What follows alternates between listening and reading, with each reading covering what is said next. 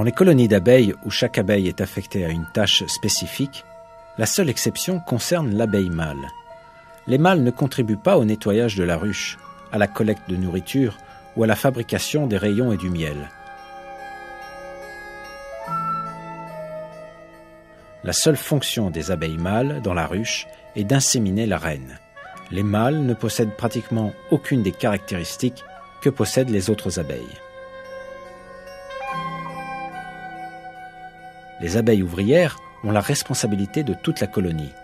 Elles ont plusieurs tâches: nettoyer la ruche, s'occuper des larves et des jeunes, nourrir les autres abeilles, rassembler des provisions comme le nectar, le pollen, l'eau et la résine, et les stocker dans la ruche.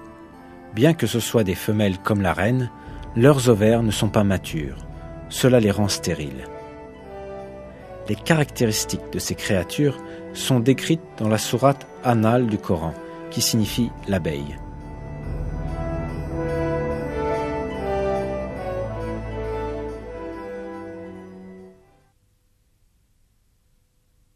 Et voilà ce que ton Seigneur révéla aux abeilles. Prenez des demeures dans les montagnes, les arbres et les treillages que les hommes font, puis mangez de toute espèce de fruits, et suivez les sentiers de votre Seigneur, rendus faciles pour vous.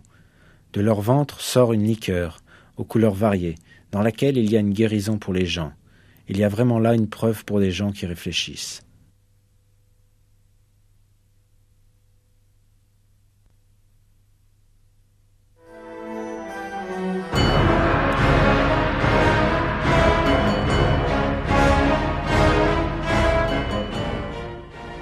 Ce verset contient un secret important qui ne peut être compris que grâce à la grammaire arabe. En arabe, il existe deux usages différents pour les verbes.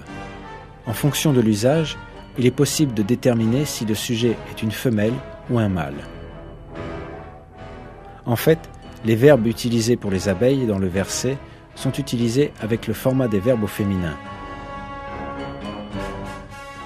À travers cela, le Coran indique que les abeilles qui œuvrent à la construction du miel sont les femelles. On ne doit pas oublier que le sexe des insectes ne peut se révéler que par les observations biologiques modernes.